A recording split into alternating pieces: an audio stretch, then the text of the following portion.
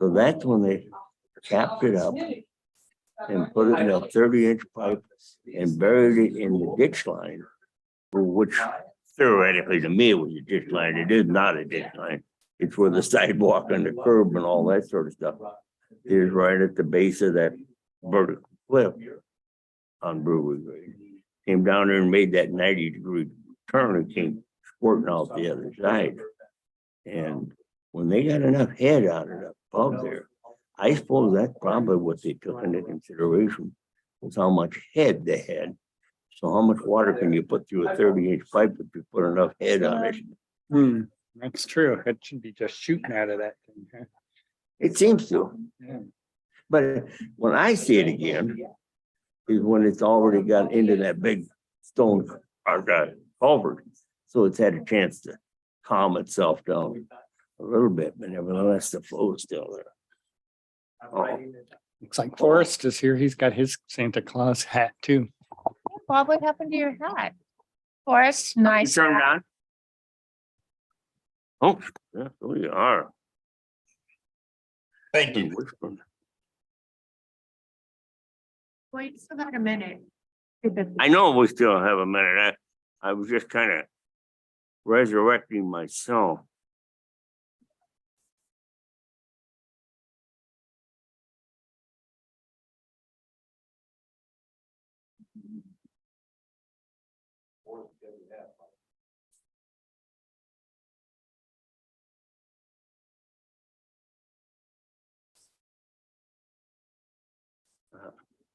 Anyhow, it's an interesting part of town, and I couldn't help but think that this structure down here that we've been talking about might have something to do with freight. Who repaired the freight wagon? And so on and so forth. Hey,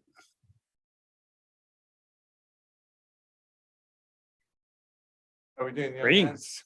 Good to see you. Good.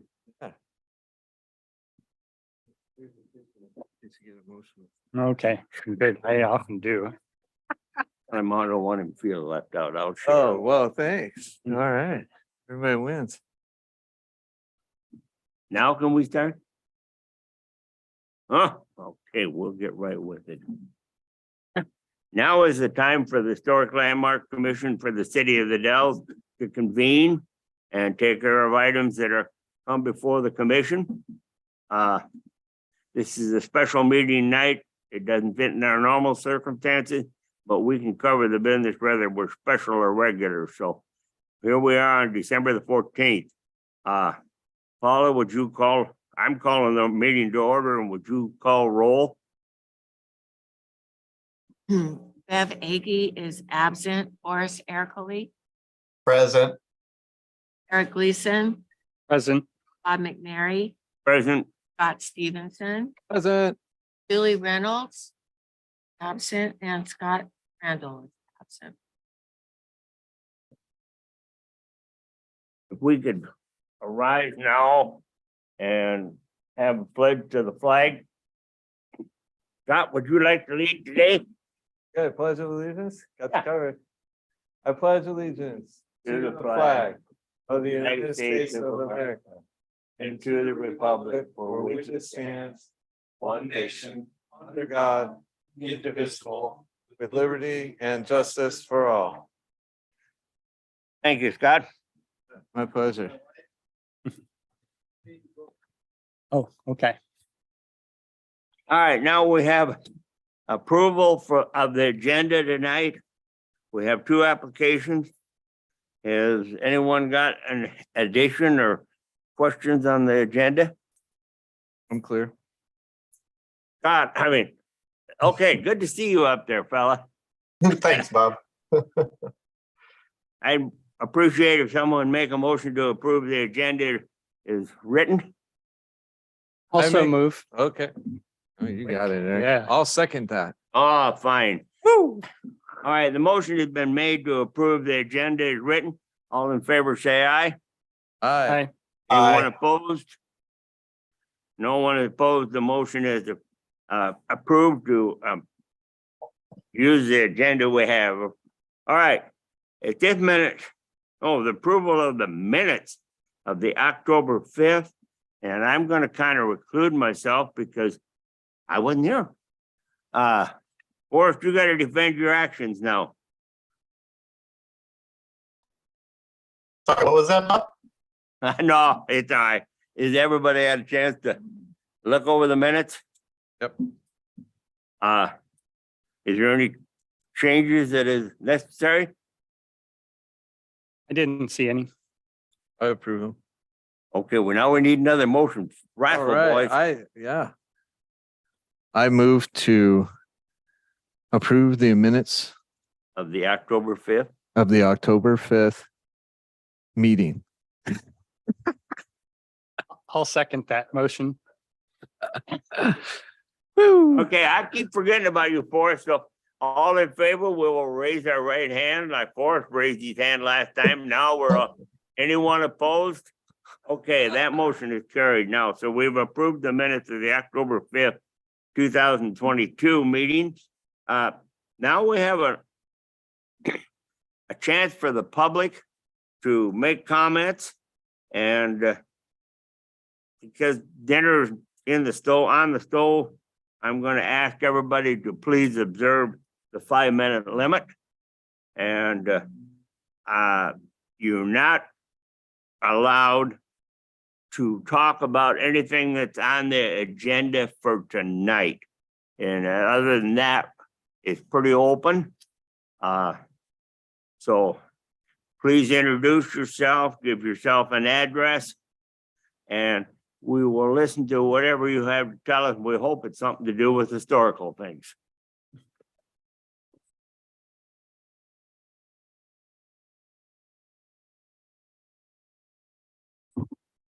Okay. Cash money order.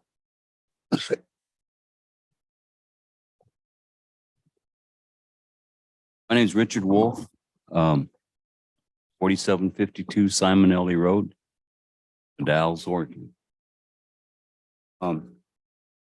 Hoping to hear Eric's input on the it doesn't have an address, the rock house across from the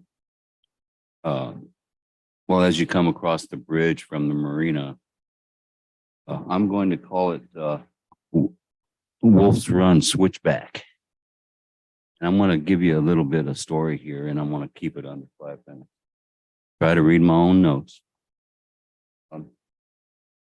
That location, see, everyone knows what I'm talking about there. Number one, it was a ridge, the bluff.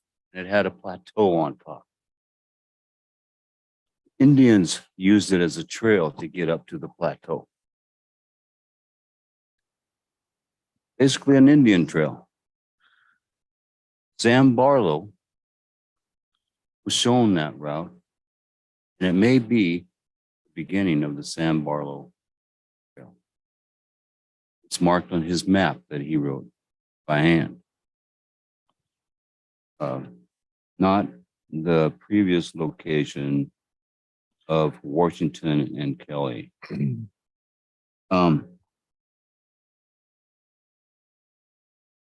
Again, it was shown to him by the local Indians.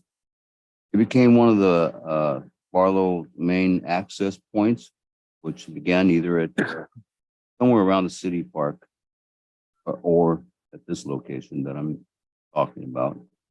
Before, this is the spot noted on his handwritten map, which again shown Barlow, let's see, number 5, a hand-built rock switchback grade was built for wagons later. I'm saying they used it as a horse switchback before we got here. Then it was shown to Sam Barlow, as shown on his map. And then it was upgraded by hand, and the stone is there, to a switchback to get wagons for commerce. 6, toll gate was needed. It got pretty busy. And it can be seen halfway up the hill. pictures of it. On the lower half. This proved to be one of the toughest switchbacks on the Barlow Trail. I would guess if you could make that one, you could make the rest of it. Little rough. Number 8, a wheelwright combination blacksmith shop was needed at the base. And later needed a house for him to live in. Trail, farm wagons to be built, repaired, sold from this location. A wheelwright blacksmith home was built of wood at first.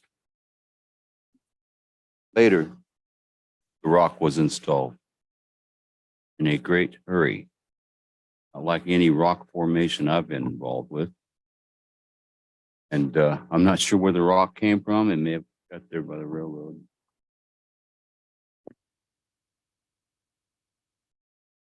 This location was in the middle of a large-scale commerce for its time and was the only access before our modern grades were built, now known as Brewery Grade and 4th Street Grade.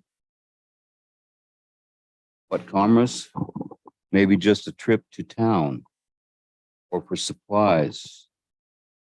Train ride to Dufur. Lumber mill, go to work. Fish hatchery, railroad maintenance, repair, the ironworks shop.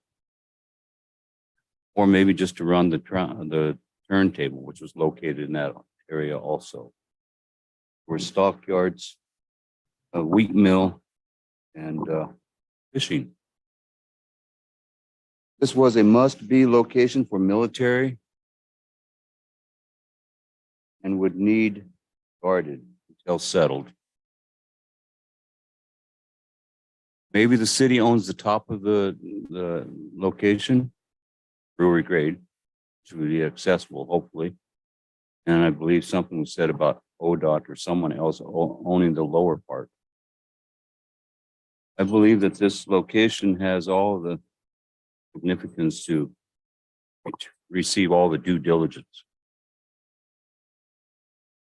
The artifacts that are going to be found there.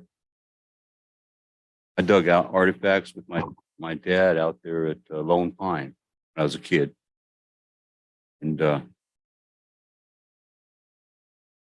I'm pretty sure there's going to be something there too. Metal detector. I will not find the arrowheads, but it will find parts of the trail left behind. Maybe some old coins. A lot of people may have walked up there. But the pictures that I've seen of a wheelwright are the same as the ones on the building that hasn't caved in due to the blackberries. The blackberries and the poor workmanship, the rock being thrown up there, possibly to protect them from Indians. Who knows? But they didn't do a good job. Blackberries tore it down. Maybe a water source that we're not seeing because of the blackberries. The other part that I had to what I was going to say, that these moldings are not correct. Yeah. This down here is not beadboard. And our people that are designing are not designers. My main reason for coming here tonight is about Wolf's Run switchback. Thank you very much. I'd like to be of help. Yeah, And I really think that you have uncovered things that we were discussing here earlier. Hopefully it wasn't on the mic, Eric and I, but there is some real memorable history along that bluff. The railroad and the, if you look at that house roof system, you got what's called a 12-12 slope. Yeah. That was used back then. Gutter. At the top of the second switchback where the alcove is, and located to the house above that has what's called a slow slope. Looks like it could even be a mobile home. But that is a real important location. We're living back in that period. Real. Excuse me, Chair McNary, we're well over our time limit. Oh. We're over the time limit. I realize that, but One I'm other, enjoying it. I'm sorry about that. that's fine. One other thing. Thank you we're- very much, sir. We're getting a lot of cell phone sounds. Does everyone have their cell phones muted? You mute that, You, please? you have something to tell us, sir? He's an applicant, Chair McNary. Oh, okay, then I guess we've passed that point then. So thank you for your comment. Thank you very much. All right. Then now is the time, I guess, for our public hearing to open. And I really like the thought that maybe we could just say we're reopening the same old public hearing, because it wasn't too long ago that Tony was here and applied for a permit to do something, and I didn't see that he got much of that done on the outside in the time frame. So I'm sure we're gonna have to do this way, because we got new numbers and all that sort of stuff. So now if you'll put up with me for a minute, I'll try to read the procedures. Now is the time the Historic Landmark Commission is to conduct a public hearing, and the purpose of this public hearing is for application 210-22 for Tony Zilkin.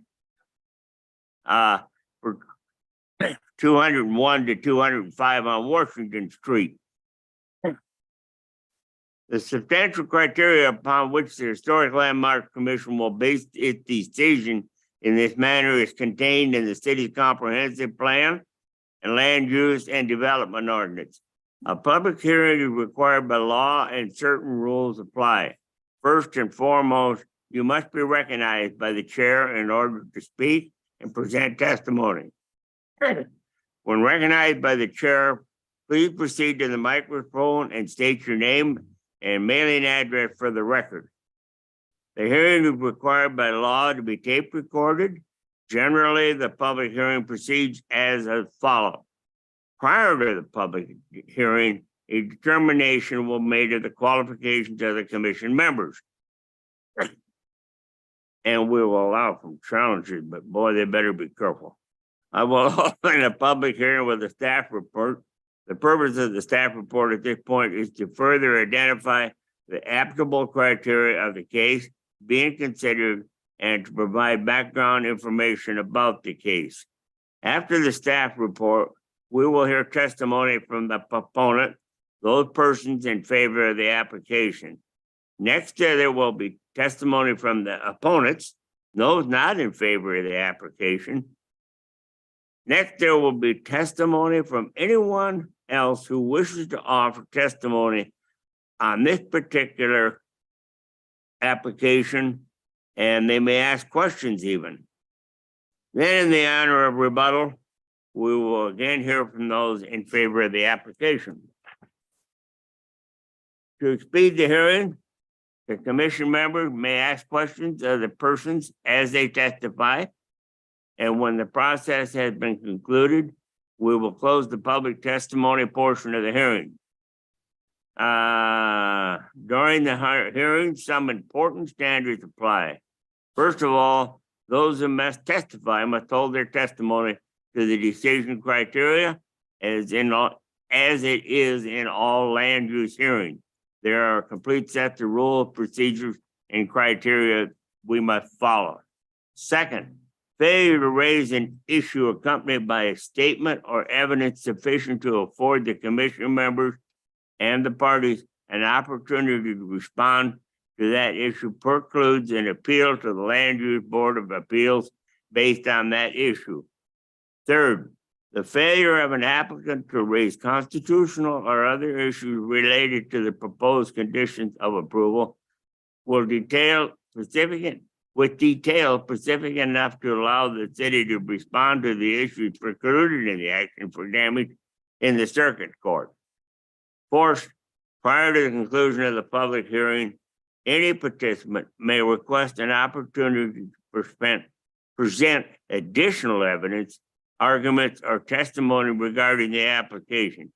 If such a request is made, the law states the commission may grant their request by either continuing the hearing to a time and date at least 7 days from the date of the initial hearing, or the record must be kept open for the period of at least 7 days. Now, those are the rules. And is there anyone has any questions? So the first thing I'm going to do is ask the audience, does anyone want to challenge our commission members or being qualified? Hearing none, I guess we're qualified. I'm gonna say they can change chairs if anyone wants to. Okay. Now, the next question I have to ask is the commission members, do you have any alpatra? If I say it about halfway right this time? Ex parte. Okay, Oh, yeah. contacts? I haven't, but I do own property adjacent to Tony's Okay. place. But I don't think it influences my decision in this matter. Got your. None. What about you, Forrest? I gotta remember you're on the wall. I have no Okay. problems. All right, we got those taken care of. If there's no further questions, may I ask staff to make their report on application 210-22?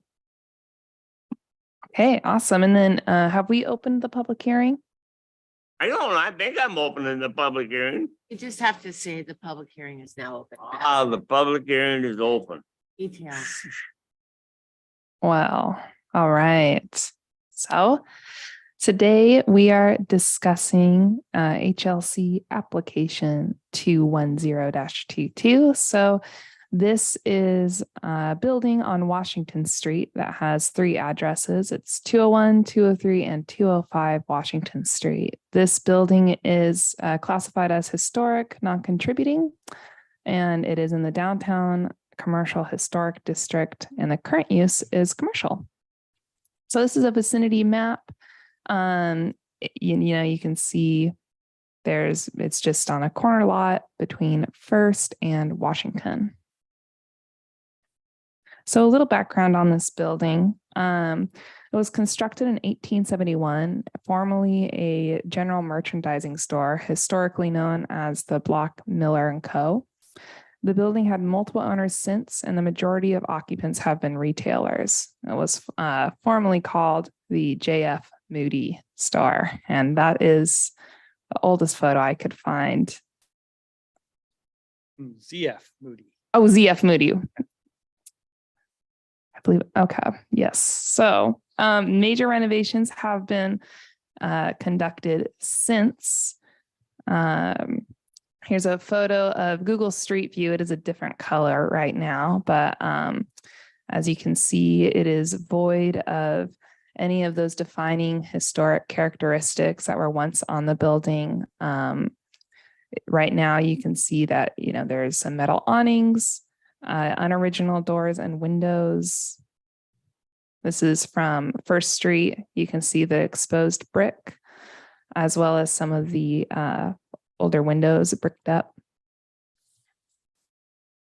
So this is a comparison of just the changes through time. So the historic description that we have describes this building as being void of decorative detail. And what I'm sure they're meaning is void of historic decorative detail. So there are no original doors or windows present on the property today. And the distinctive features have gone, and that's been detailed in the couple first findings of the staff report regarding, removing historic material or not. So this is the proposed north elevation. So on First Street, the applicant is proposing 4 windows, a door, and then 2 garage doors. Now, this elevation shows 2 garage doors that are maybe a little different than what is being proposed. What the applicant is proposing is 2 bi or tri-fold wood garage doors, and we'll see that in a little bit. This is the east and the west elevation. So the applicant is proposing to do a commercial use on the first floor. And this would be a commercial use all on the east and the west with some residential units. So there would be 13 residential units total in the basement and the second floor. So I'm going to kind of go over the most pertinent criterion that we addressed in the staff report. And that's maintaining the commercial front or the streetscape. So the applicant is proposing to keep the street frontage of the property commercial. So if you can see from the slide above or above you, in front of you, the highlighted area is the commercial space. And so what staff believes that does is create a pedestrian-friendly commercial area, maintaining the original historic streetscape of being a commercial front. So this frontage or the street frontage on Washington Street includes transom windows, wood doors, wood windows, and then on the first street, it has two bifold or trifold garage doors that will be wooden as well. And so throughout all those photos on the slides, that yellow area will all be commercial. So the materials that the applicant is using, I put up some of the historic standards on the slide here. So he'll be using a wood. Let me just check my notes here. The windows are to be vertical, double hung windows on the second floor, rear of the first floor, and the basement floor. And then the garage doors will utilize wood. And that is, you can see a little pop out here with the wood entry doors as well. The applicant is maintaining the existing material for the building as well as it's shown. So this is a picture of the proposed trifold doors. So really what staff found is it's more of like a larger opening rather than like a traditional metal garage door. There we go.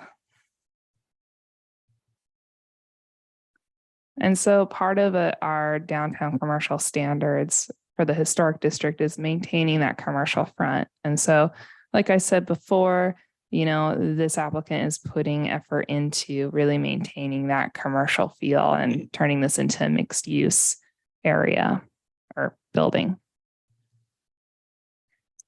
However, part of our commercial front standards are the following. So I'm just going to read this off really quick. So the continuous commercial fronts of downtown The Dalles make a consistent pedestrian-friendly backdrop for a wide variety of businesses. The storefront is predominantly made up of glazing with only structure and decoration revealed.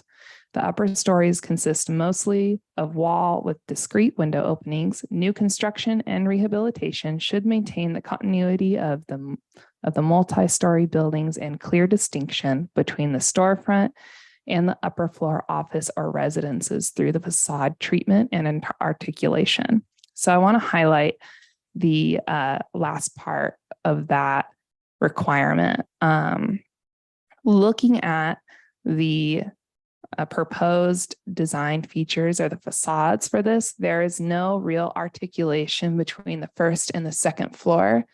And so staff is recommending in the proposed conditions of approval that the applicant utilize a belly band, paint, awning, or other features compatible with the commercial historic district to distinguish the first and second floor of this development.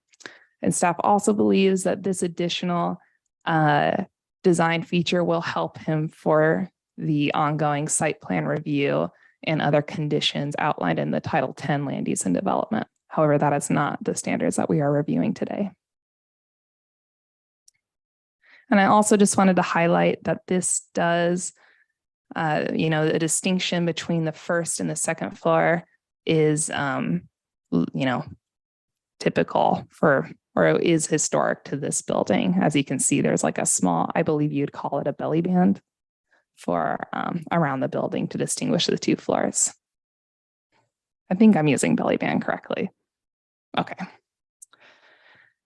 So these are staff's conditions of approval. I can just read them here really quick. So work shall be completed in substantial conformance to the pictures and proposal as submitted, reviewed, and modified. The applicant shall submit plans for a building permit to the City of the Dalles and then Wasco County Building Codes. The applicant is required to notify the Community Development Department of any alteration of approved plans. Staff recommends that the applicant utilize a belly band, paint, awnings, or other features compatible with the commercial historic district to distinguish the first and second floor of this development. And then the ongoing conditions is regarding the site plan review application that if it was approved today would go on for a site plan review with the planning staff and all other parties for review. Anyways, so that concludes my portion of this presentation. A little different this time. I didn't put so much text on the slides, so hopefully it was a little more engaging. Thank you. At this point, I'm sure we're gonna ask Mr. Todd to come forward. No, not Todd. I'll get my names right here. Tony. No, Tony, I'll be all right. Come forward. Is there any questions from the commission to the staff at this point before we hear proponents? It seemed pretty Okay, good to me. I thank you, Tony. just had one comment. I think the date, which the 1871 date's probably a remodeled date. I think the building actually dates to like the 1860s. That's the lower stone part that you can see in the below in the parking lot level is kind of the original building. And then it had lots of changes and additions over the years. I think your photo probably dates from like after 1892 when the grade was raised and stuff. So Okay, that's good to know. Yeah, I get everything from the inventory sheet. So that's good to know. It's a little earlier. Thank you. Please be seated. And it's good to see you again. It's been a few years. I see there's been a little change of plan. Economic change of things, doesn't it? Yeah, the COVID whole thing kind of put some spin on a lot of stuff. Tony Zilka, my address is 205 Washington Street, Dalles, Oregon. So thank you for all that work that you did. The only thing that I saw on there that was different than what I proposed was belly band. You look at that picture with the blue building when it was blue, and even now there's a shadow of what was there. There was something, just like you said, on the 18 on the view, Eric. I believe the building to be 60 when it's actually built. But that belly band there would be something that we would try to mirror. I'd like to also say that doors along First Street, I'm really not calling them garage doors, I'm calling them commercial entry doors. Garage doors would be kind of what we saw with the roll up. There's not going to be garages there, so I would use that terminology. Entry.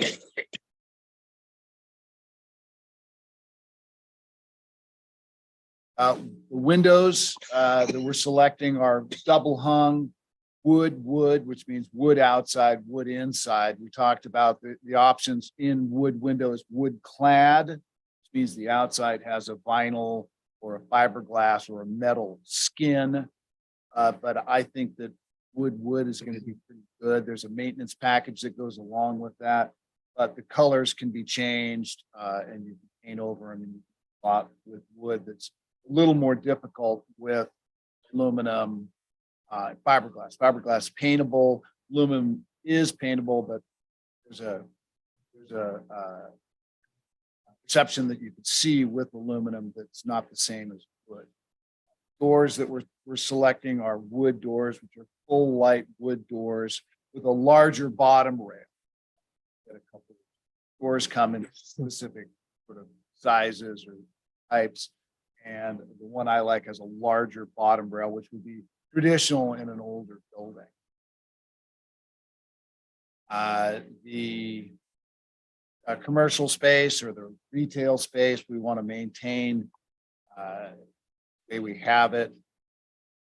Perhaps the corner so that we can, I don't know if you saw kind of the artistic drawings that we made up when this has gone through a couple of changes. We had a bigger plan for the back parking lot. It's really not going to happen for us, but we were trying to move into the back parking lot and make that more part of the building. And now we've changed that plan and now it's residential. What I keep hearing what the city wants, but the front of the building, you guys seen this? Anybody? Can those circulate? Yeah, they can. Yeah, posted on the building, yeah. We'll just need a copy of it when we're done here. Okay.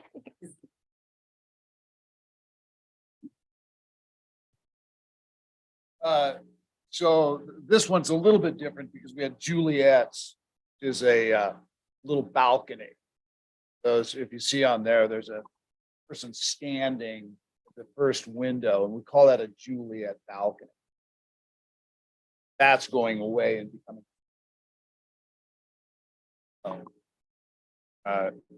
And then you can see on top, we want to put in, really the big plan is to put some kind of deck up on top, some kind of a walkable surface up there so that residents can enjoy the view from up there.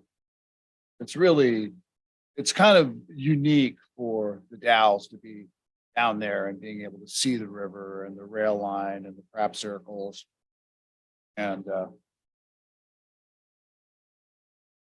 Crab circle. that joke the gets clarity getting pretty on that. old. Yes. It's bad I every- was wondering what was happening down there, man. And pretty much the front doesn't change until you get to the far end, the north end, and that's where 2 windows get added. And that would be an area where I'd want to maybe see what actually we can do on that, because right now the existing windows are black commercial windows and the existing doors are wood. And we're going to add 2 more and have to make those into wood, but the existing windows, do they have to come out and be replaced? What do I do there, Eric? Well, I guess, if we're mostly just looking at what you're changing. Yeah, So if you're just leaving something, I don't see any reason to not just leave it. yeah. Well, yeah, and they're pretty, they're transom style windows and windows are going to be black.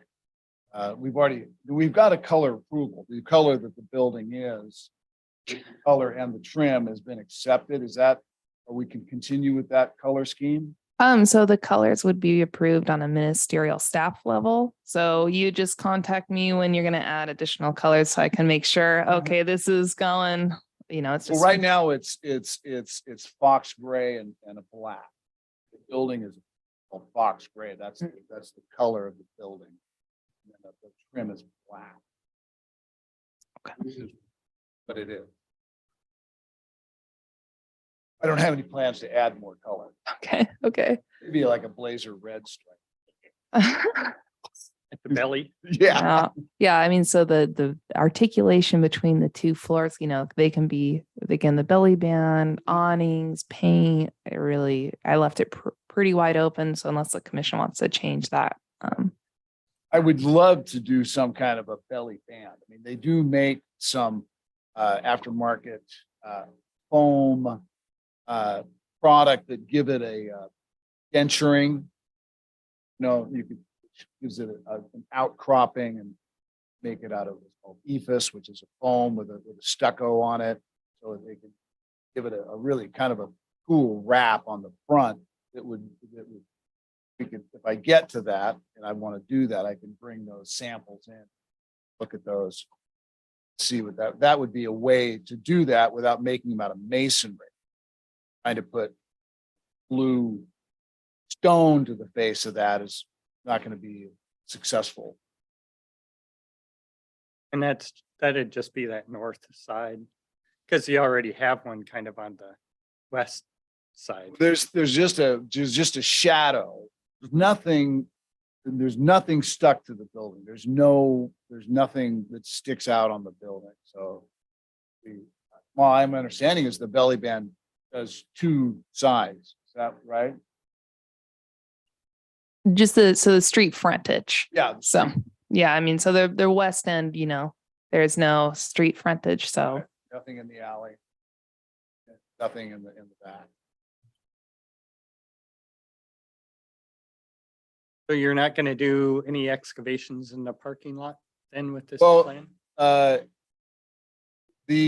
I would have to find out what that looks like when we go to put the doors in. If we have to excavate, then we'll have to go through the process. Right now, doors are our only issue. And the issue would be because the building, the floor of the basement sits about 16 inches below parking lot. And the parking lot is archaeologically significant. So if we want to excavate down in front of the building and then enter, or do we enter the building and then step down? So that's kind of what has to happen in our, in our meeting with the archaeological and you, there's some, the number that came up was like 9 inches kind of freeboard where you have 9 inches to where you can go to with getting it permitted, but it doesn't have to be archaeologically overseen. Is that how does that work? Ooh, I don't really remember. Oh, I okay. mean, you're gonna have kind of a layer of asphalt and then Right, gravel below. And that. gravel. So there's the person was it David? We had it, we when we purchased the building, we did a walkthrough with archaeologically significant person from the state. Are you familiar with the back of the building? Back of the building is archaeologically significant. And so Eric has excavated some. If you go to his building, you'll see it excavated and found artifacts in the ground, both Native American and Chinese and Western settlers and things like that. So the back of the building is archaeologically significant. So if I want to excavate down, to put in a set of stairs, start say 6 or 8 feet back and then step down and then go into the building, that has to be overseen by an archaeologically approved person from the state. But I don't have building plans to determine what that looks like. In the building plans, ones that I submit, the architect will dictate what that looks like. So right now, you're just gonna enter at grade in the parking lot and step down. Right, that would be the least expensive way to do it. Is to step down in the building. Downside of that is you eat up square footage in the building. There's a complexity with stepping into a building. It's immediately stepping down, so you have to platform. You have to do things to make that work. You can't open a door over a stair. Mhm. I'm confused by looking at your print. I don't see your doors on the west side. The You don't see parking my- lot side. They're double doors. There's 1, 2, 3, 4, 5 sets of double doors. That's the ground floor. Yeah. Is it gonna be in It's the the, basement. So it'd be these ones, basement. Oh, okay, I was thinking the basement was well below the parking lot. The basement is right there at, right at, it's like I say, it's about less than 2 feet. The basement floor is about 2 feet below. Ah, okay, it's kinda my misunderstanding. Yeah. It's very cool. I mean, it's like Eric and I we're one of the only buildings that have, exposed basements where you can enter the building from more than one area. I would just figure that it ground level was ground level, and so on the front it's ground level, but on the back it's the first floor and all Yeah, that. it falls away. If you walk down that alley. Yeah. it Oh, yeah. It falls about 8 feet down. Okay. It's excavated about 8. Anyone got any? So what do we need to decide, Chairman? Well, We've been question- talking about a lot of things. I'm just getting, Pardon? we've been talking about a few things. So I just want to get clear on what we need to decide for Mr. Zilka. Well, I guess my other question is, for staff is, we don't really talk about the roof decking or anything in the The- staff report, do we? Oh, The okay. decking, the railing was not part of this application. And so all we're approving today is the facade. Yeah, I brought the railing up because it shows it in this drawing. I didn't include it in the new drawing. So if it gets to that place and you have to go through that again.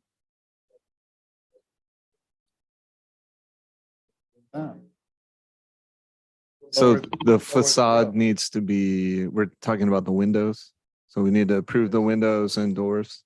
That's what we need to Yes, get done. so yeah, the windows and doors and, the overall design, conditions of approval.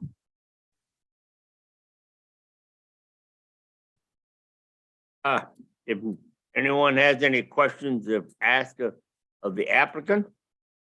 Or, no.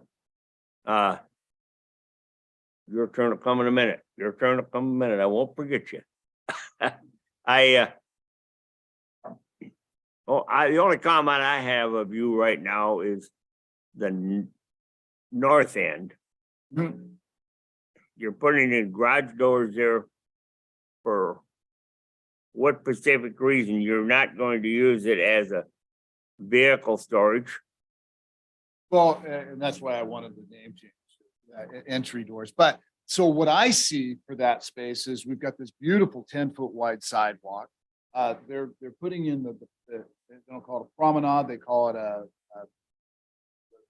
First Street is changing that eventually. They're stumbling on that a little bit, but you're going to have a pedestrian walkway, bicycling path, and then one lane of cars heading east.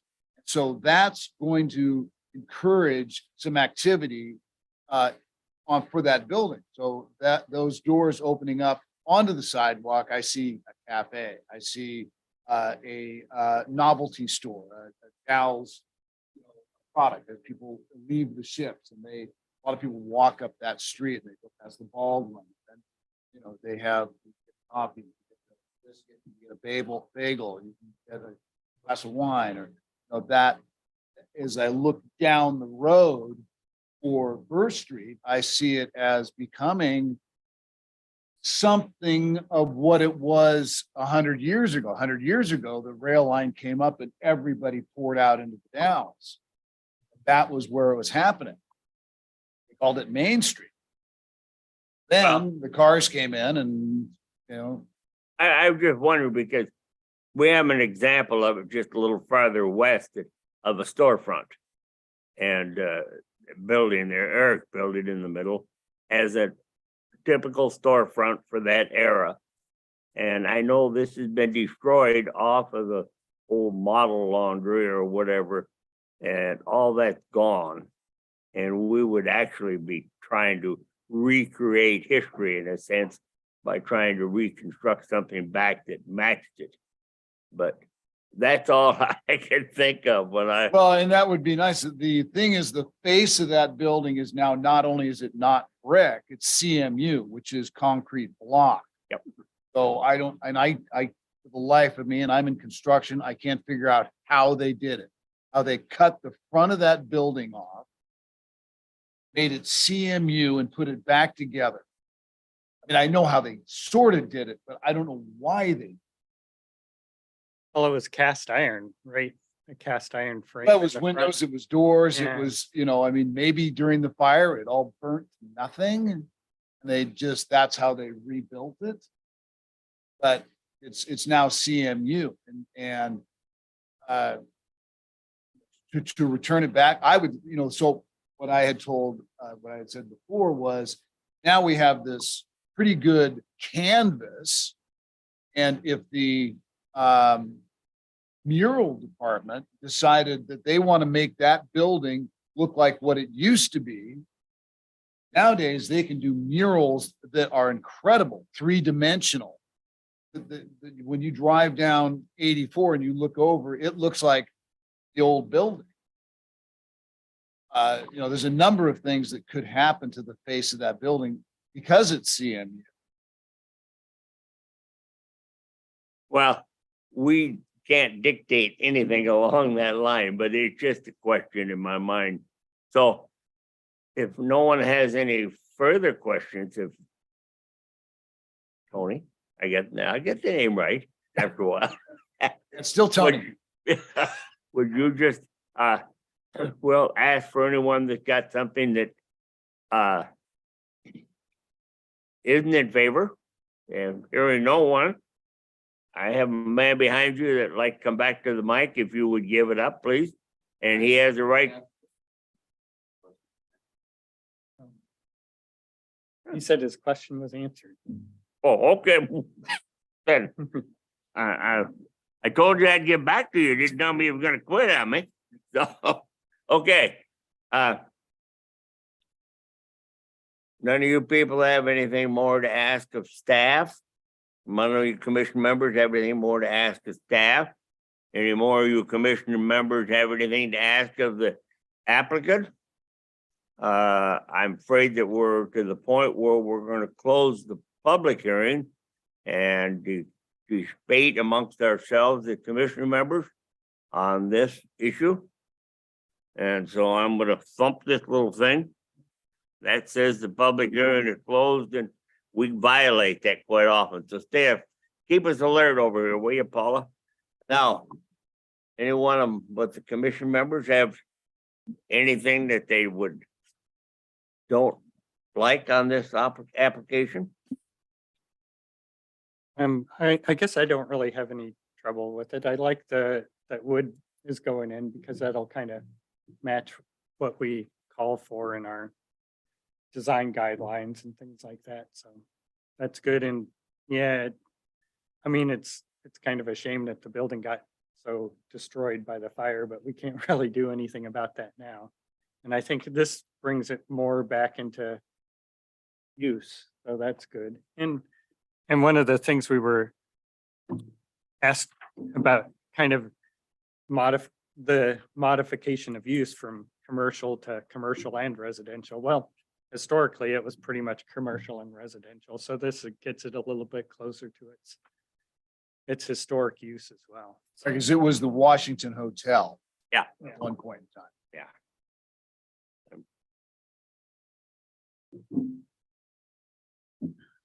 It seems like the building has been so altered, especially you asked about the street frontage on First Street. That it kind of seems like anything that's being done is not really altering much, and that it seems to be really improving the building, and then the attention to the wood windows, and it seems as though Mr. Zilka's really put a lot of energy and resource into researching this, and doing the best that he can to create a structure with some real economic value. I don't know. My memory isn't real good, but there isn't a lot of variation between what you're applying for today of what you applied for several months ago. I think we're getting a few more windows this time. It's pretty much the same. It hasn't changed much. I think the belly band from the city was a bigger change than I had, something that got added on. I don't, yeah, I didn't count the windows before. But we're pretty close. Well, I haven't, like I said, all I know is it looked like cutting a lot of holes for, A lot of holes. and we had quite a discussion before at that time about the transom over the windows. What, didn't we talk about them? There's a metal lintel goes in. Lintel, that's the word I was trying to think of. You cut into to masonry. Can't put a proper framing header in like you would out. 4x6, something like that. You can frame that in, but in these situations, what's in there is a element, flat bar metal. I don't see that being a feature that we want to have showing on the outside. I would put it on the inside and have that run proper place. That to me would seem like that would look better rather than go on the outside and hold it series of mounting bolts would have to go into that Capcons or something like that. I'm a little slow and here I am saying we kind of disobey the law, but we're back now to where we was with the commission. So is there a commission member that'd like to make a motion to approve this application? I'm making a motion to approve the application as drawn out by staff. Wonderful. We're moving forward.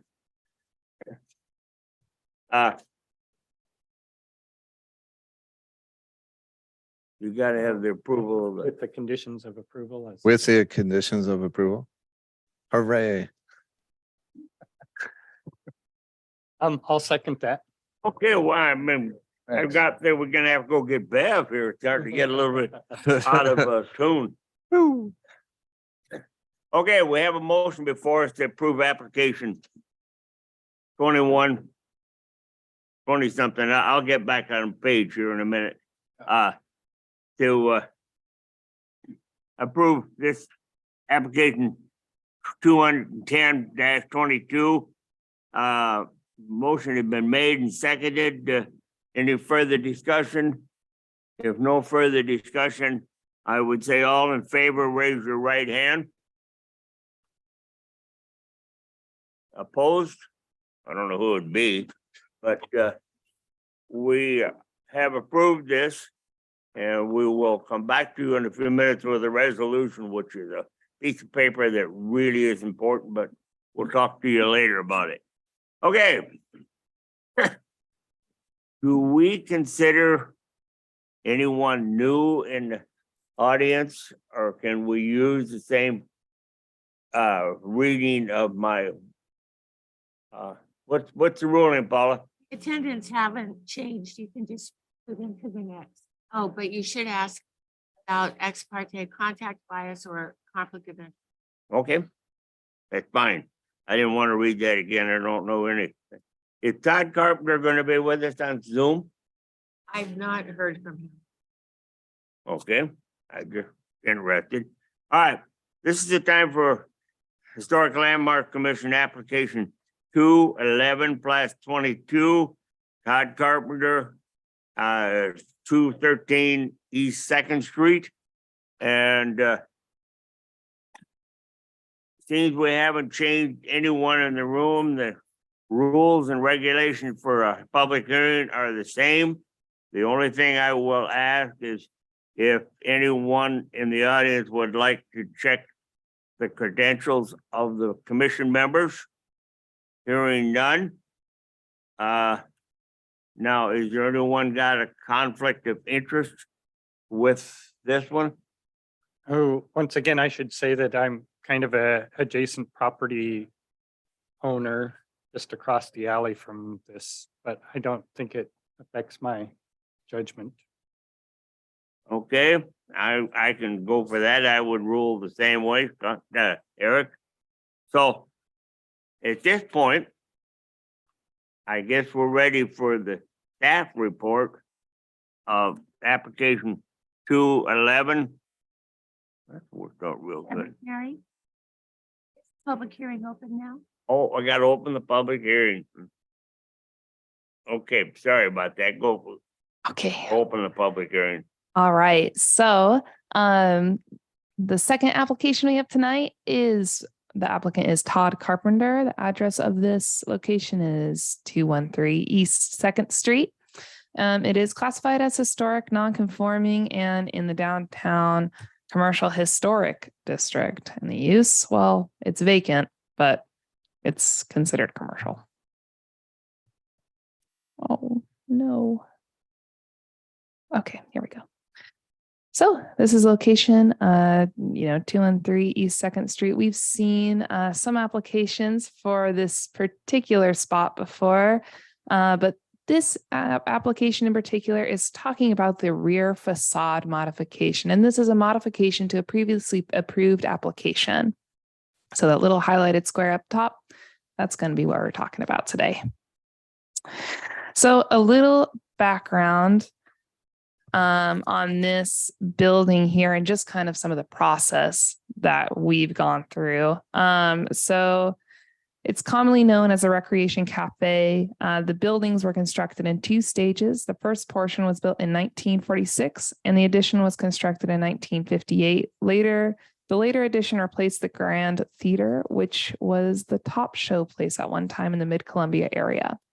So in 2012, these buildings were earmarked for demolition to allow construction of a hotel on that site. Those plans changed and the buildings have remained vacant until February 27th, 2019.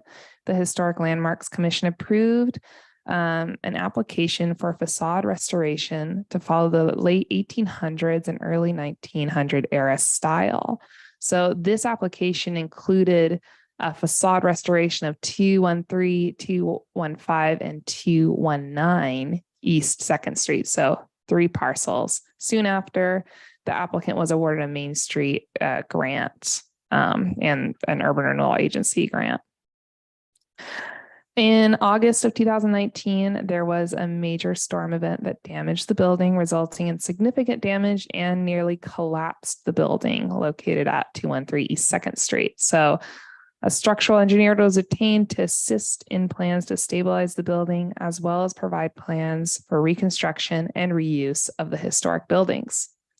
So following this event, another historic landmark application was rendered on June 23rd, 2021 to, modify the old bowling alley portion of the previous application. So subsequently, the Historic Landmark Commission approved an open air seating with an enclosed bar.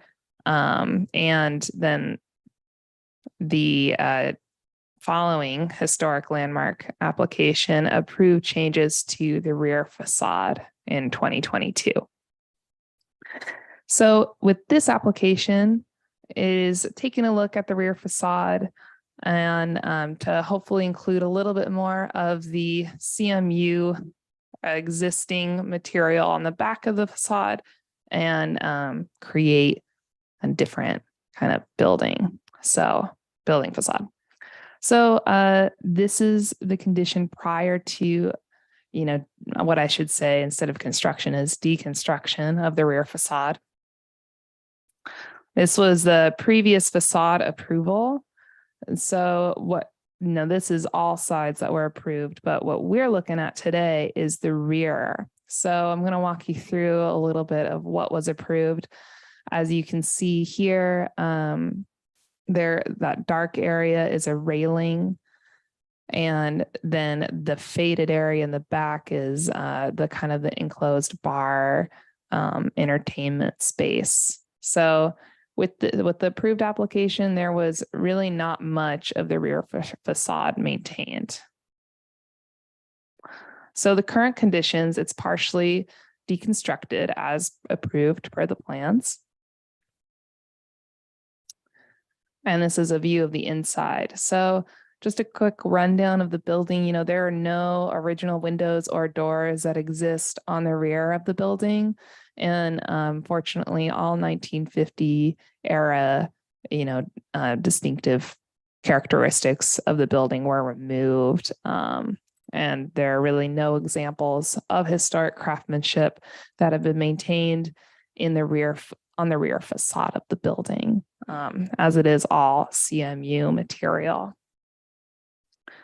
So the proposed facade is featuring 4 openings, as you can see with the arrows above. And then a railing. So that's kind of in the corner of the 4 openings there. This railing was approved with the original application. There was just a lot more of it. Now it's just going to be used in one portion where there, is no like opening or existing CMU material. So looking at the materials, we're looking at really the new addition here is the railing. The rest of the material is existing. So staff is recommending that the material used for the railing to be cast iron as like a recommendation. But as you can see, railings, no openings. And then this is kind of the change. So you kind of toggle back and forth between the two. So not much of a change. It is kind of like staff found it the same in scale as it's just maintaining the existing building kind of outline. But this is what we came up with for the conditions of approval. Work shall be completed in substantial conformance to the pictures and proposals as submitted, reviewed, and modified. The applicant shall submit plans for a building permit to the City of the Dalles and then Wasco County building codes. The applicant is required to notify the Community Development Department of any alteration of approved plans. And the modification to the rear facade shall not alter the essential form and integrity of the historic property. Utmost care will be taken with new construction. And staff recommends the installation of cast iron railings with this development. And then I did skip over one part with, keeping these uprights, with keeping this more rear facade material. Staff was, sorry, I'm just getting my notes together here.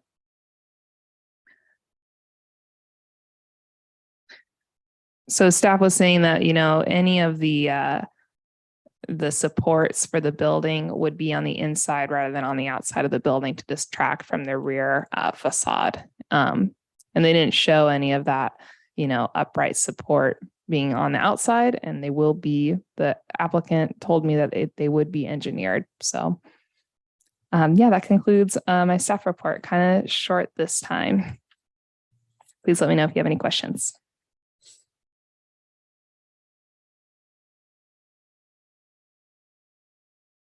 Are you complete with your? Yes.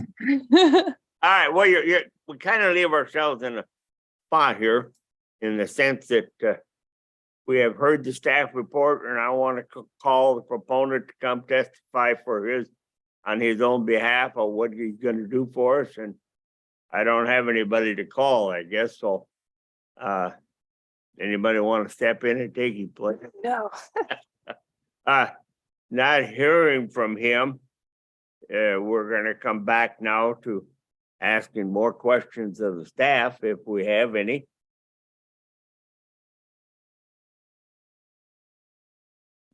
Chairman, is it not required for the applicant to be here?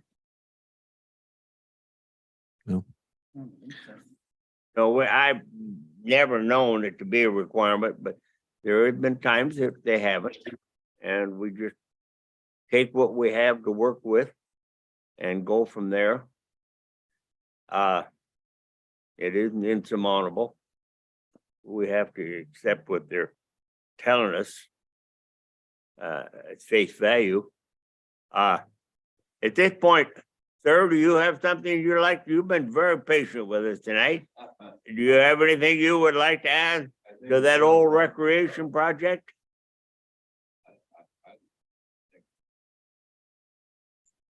Thank you. I enjoy having someone in the audience. You got anything? You're a next door neighbor. How is it coming? Neighbor to all, aren't I? Yeah. So, I do. yeah, well, it just kind of upsets the flow here, but we'll overcome it. So not hearing anybody that has anything to say from the public, I will close the public hearing. Paula, I'm glad you remind me opening it, but I'll close it without your help. There we go. And deliberate amongst our commission members. Forrest, you've been as quiet as a mouse up there all night. Tell us something. Well, I don't see a problem with approving this. I mean, it's just really reducing the amount of railing that was going to be in one of the other applications that we already approved. So now it's just going to be less railings and more of the original building that's there. So I'm all for it. Thank you. I guess I couldn't have said it better. Well, I keep pushing here. I'm the pusher. Hopefully, someone will make a motion to approve this application. I'll make a motion to approve HLC 211-22 with the conditions of approval. I'll second that, Chairman. Okay, we got the conditions of approval on there. There's 5. I don't see any additions or subtractions from that. So we have a motion to approve application 211. Mhm. 211 plus something, 22, okay? We got that. And if there's no further discussion, I'm gonna call for a vote on this application. All in favor, raise your right hand. Anyone opposed? This motion is passed. This application has been approved. And I think we're all done with, I can thump my little thing again just for fun. There we go. Now we got the resolutions to take care of on these 2 applications that we have approved today, and I'll find them in the back. I found one of them anyhow. The other one can't be far away.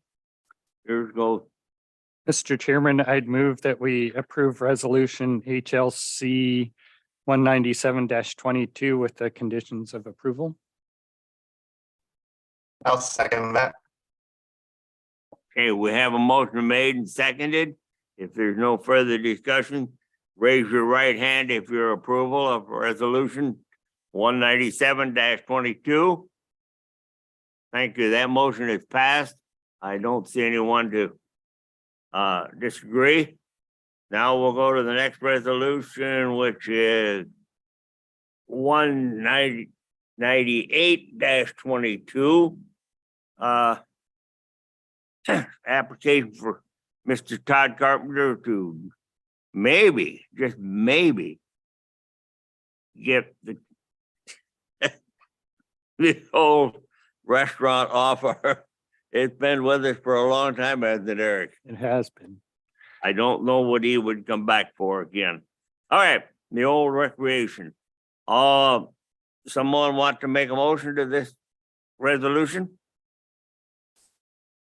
I'll make a motion that we approve HLC resolution 198-22 for approval of application HLC 211-22 from Todd Carpenter We got to get our conditions of approval. with the conditions of approval. Thank you. I'll second that, Chairman. Thank you. So we have a motion to approve resolution 198-22, is there any further discussion? I'm gonna call for the vote myself and say all in favor, say raise your right hand. Anyone opposed? We have passed that motion. That resolution. Now I'll turn back to the very front page here and we're back onto agenda. Staff comments. We won't meet in December again. Sadly, no. Yeah, we do have, our next meeting is in January, and it's looking that we do have someone who would like to be on the agenda for that month. So looking good, looking I'm Nice. trying to remember my historic. Do we have a goal setting? We do have goal setting, so that's going to be on the next meeting's agenda as well. And it's going to be my first one going through the goal setting with you guys. So I'll be doing my homework, hopefully get you guys a good product.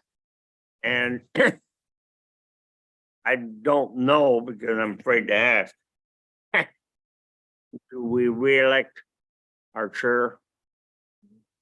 Commissioner, Mm-hmm. Yes. that has to be done on a yearly basis. I kind of. So that would be January's agenda also. Yes. Big meeting. Now, what more trouble can I make? Well, I mean, maybe I'll save it for the commissioner comments if Commissioner Stevenson would like to talk about the walking tour. I'll save that for you. But, just a quick update on the Rock House since it was spoken of tonight. I am working with the ODOT team to first establish where the Rock House is located. Right now, we're figuring out if it's in the ODOT right of way or on the city-owned property. And so depending on whose property it's on depends on really our process going forward for archaeological review. So far, no news, but I will be keeping you guys abreast of all the updates. And Commissioner Gleason, I'll be contacting you with all the updates.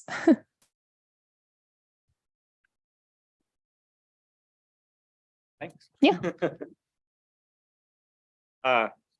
There's no time frame on when ODOT's gonna want something firm on that property. I mean, in other words, get that place cleaned up or fenced up or boarded up or something. They haven't established a timeline. Right now, we're just trying to figure out, okay, whose land it's not. I mean, we have one very fundamental question that we need answered first before we go forward, and that's just whose jurisdiction does it fall under. And so, they're a great team out there. I can't speak highly enough of them. They're willing to work with us and help in any way they can. But it's gonna have to be a budgeted item to spend much time and effort there by the city to remove rocks and so on and so forth. Yeah, I mean, I don't think the scope has been decided yet, but I mean, it could range from, just pushing over, I guess, the rest of the standing structures, but nothing has been decided yet on that front because there hasn't been the appropriate archaeological studies done.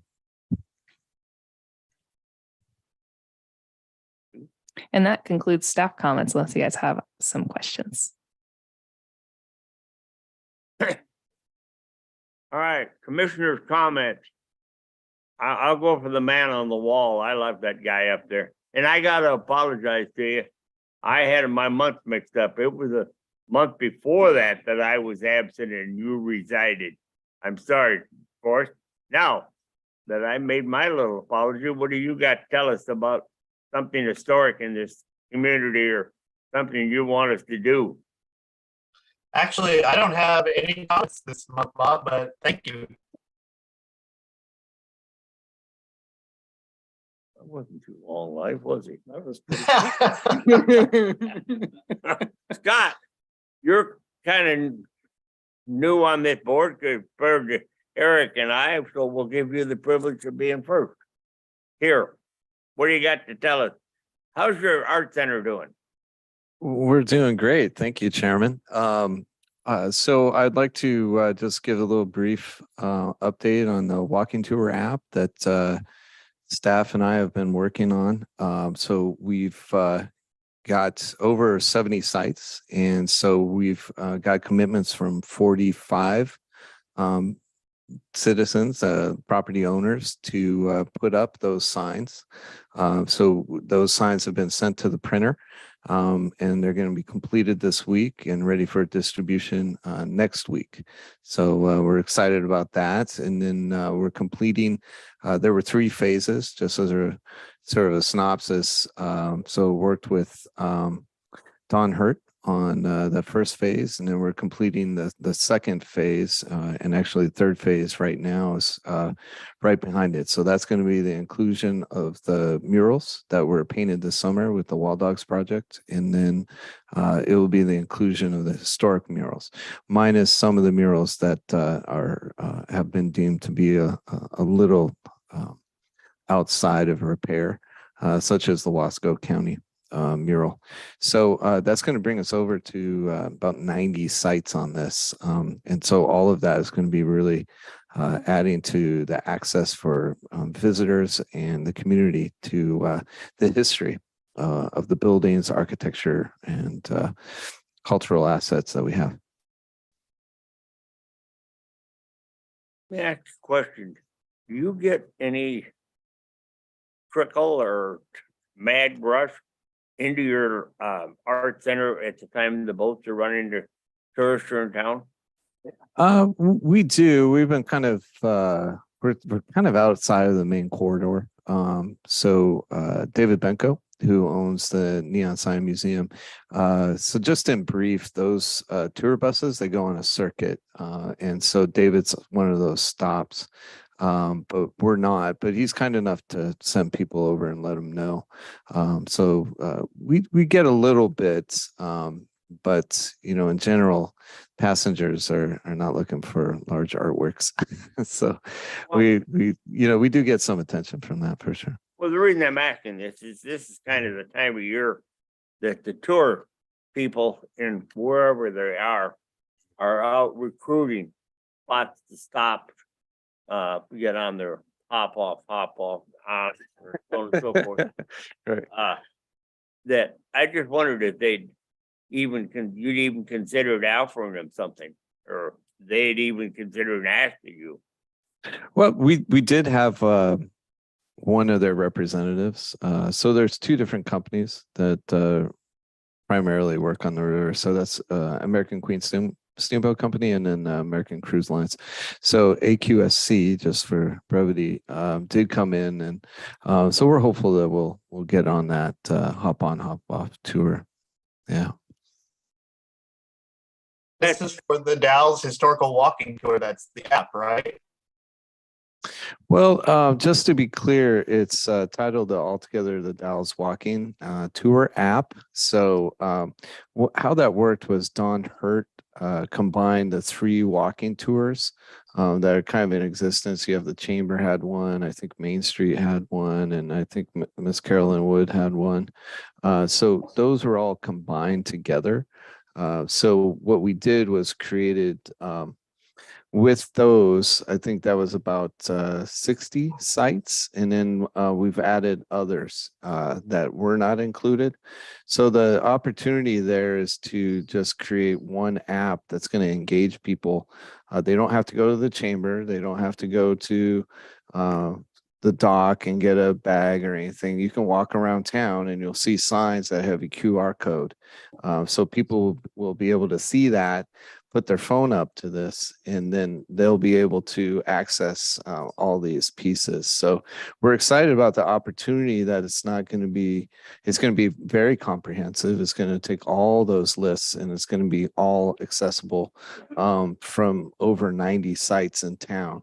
And then there's also postcards and so on that go to tourist venues such as the Chamber.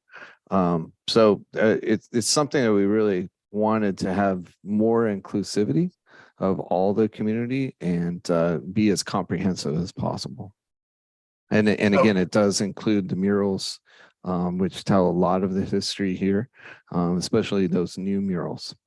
And then it also has auditory recordings there. So those will be recordings of Carl Verkuteren's summations of each of the buildings.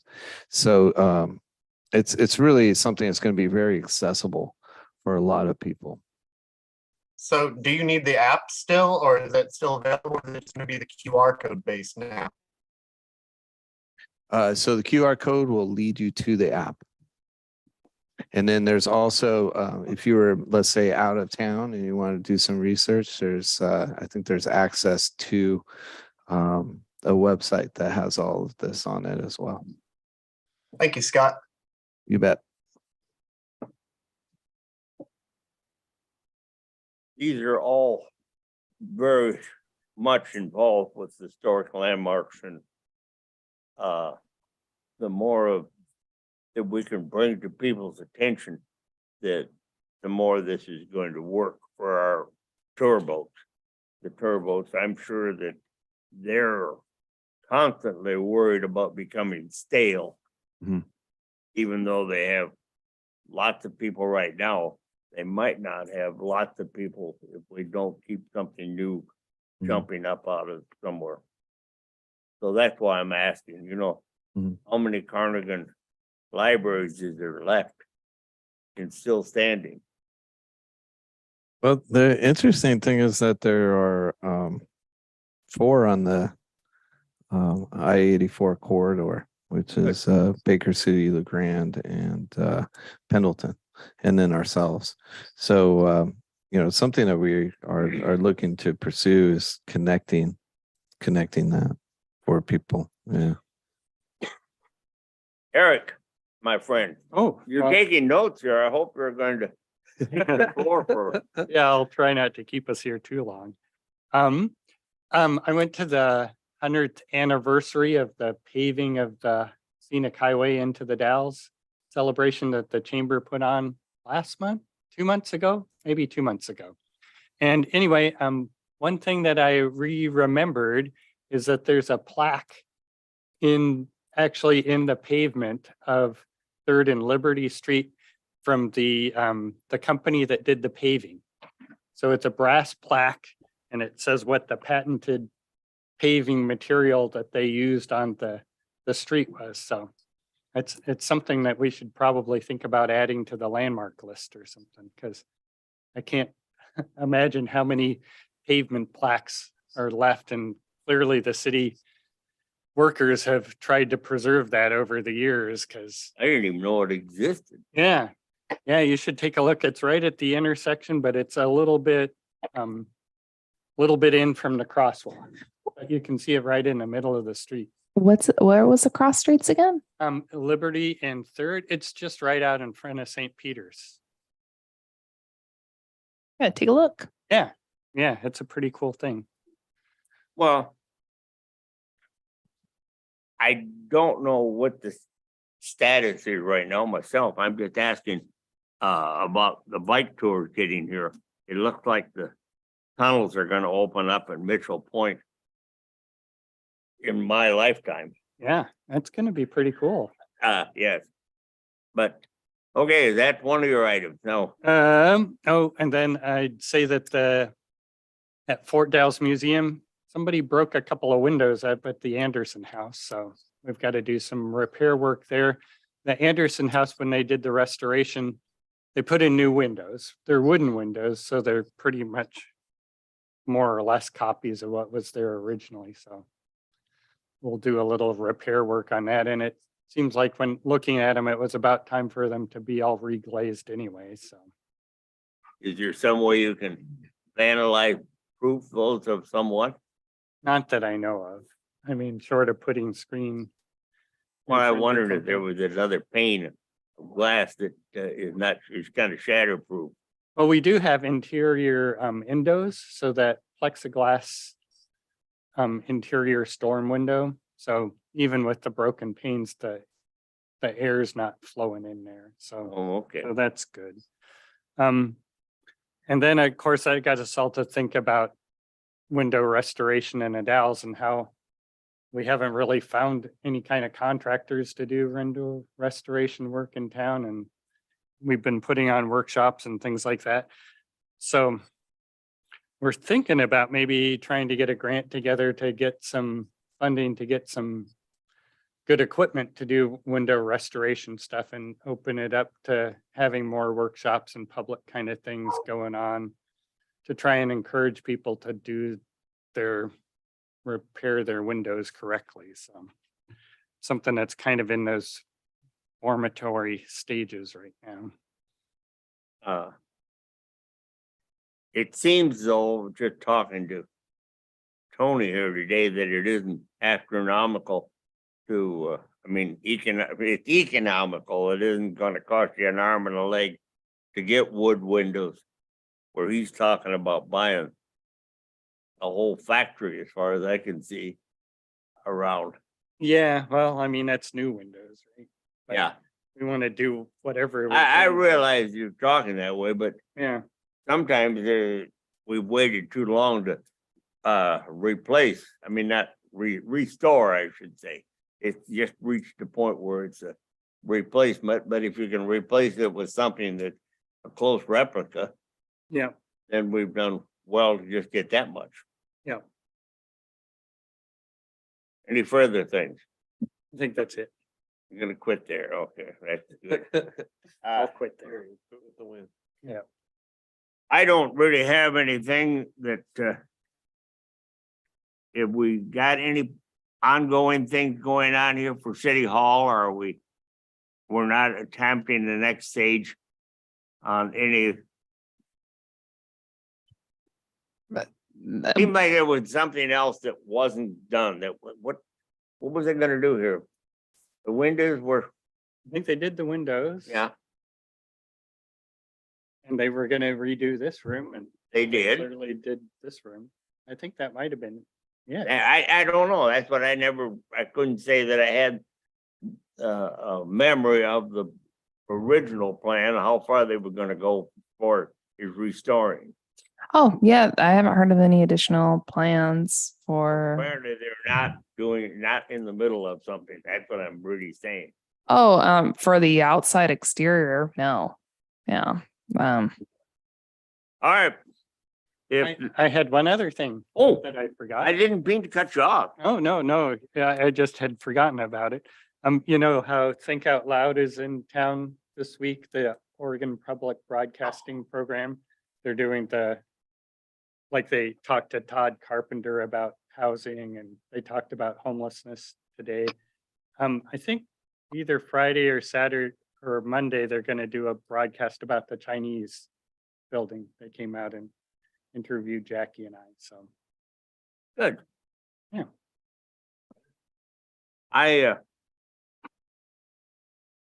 We are only looking at structures, as the landmark commission. And I can see so many problems that I'd love to ask, but they have nothing to do with windows or doors on Tony project there. You know, he's gonna generate a lot of traffic. How much parking lot down there it goes with that lot, I don't know. I think he owns 20 feet adjacent to the building. Wonderful. You ain't gonna get all them cars in 20 feet. No, but I think he's in the downtown parking exclusion area or something, so he doesn't have Okay, to that's get. wonderful. That's okay. But that first thing that I could see. And then I misinterpreted the doors going outside. I could only see him coming out onto Washington Street. All right. Commission comments are done. I'm waiting for on the comment that we've looked for the last hour and half. Somebody want to make a motion that we go home? I'll make a motion to go home. There, we did it. It passed. All right. That was quick. It passed. Thank you, everyone. Happy holidays and have a good New Year's. Yeah, you too, Forrest. Glad to have you here. Bye. Come back. We're a nice place to be. We're kind of friendly, just kind of. Are you gonna take that with you? I could, unless you want it. Oh, I